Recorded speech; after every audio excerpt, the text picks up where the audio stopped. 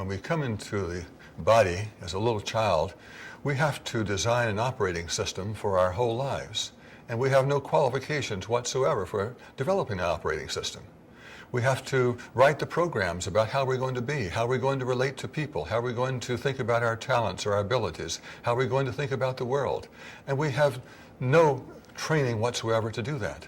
And we're like little sponges and absorb things from the environment around us. And one thing we know too is we even interpret them. It's not just what's in our genetic structure, it's not just in what parents or other people do, but it's how we interpret what they do.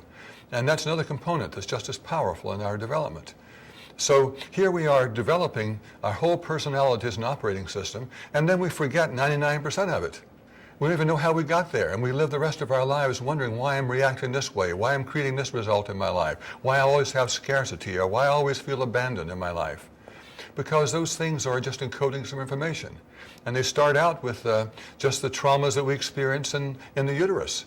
We know from a lot of research studies now when cameras are placed in the uterus that they react to the environment. They react to how parents are feeling, emotional states. They react to positive music. They react to fights that parents might be having. They react to anxiety experiences or sadness. If one had a parent who died or there was an accident around, something of that nature, the fetus reacts, while in the uterus.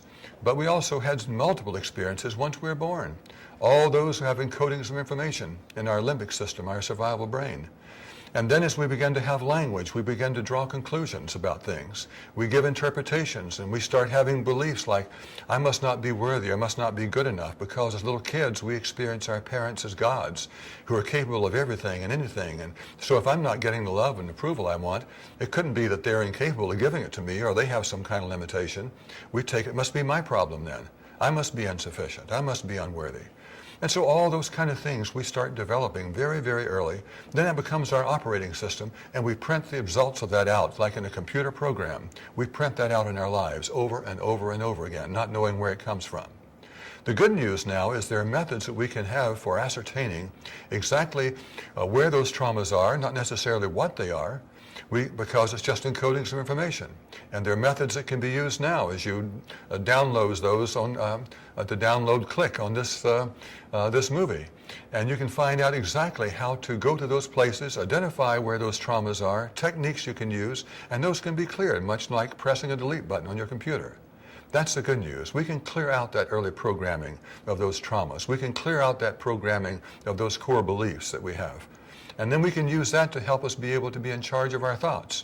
Because if those traumas and if those beliefs are not cleared, many of us will have much more trouble stopping those negative thoughts.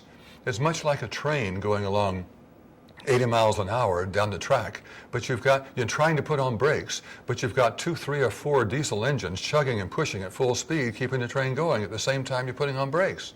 That just doesn't work very well. And yet that's what most of us are trying to do when we monitor those thoughts. We're trying to stop those thoughts while we have engines pushing it like crazy. And those have to be attended to for us to have full success.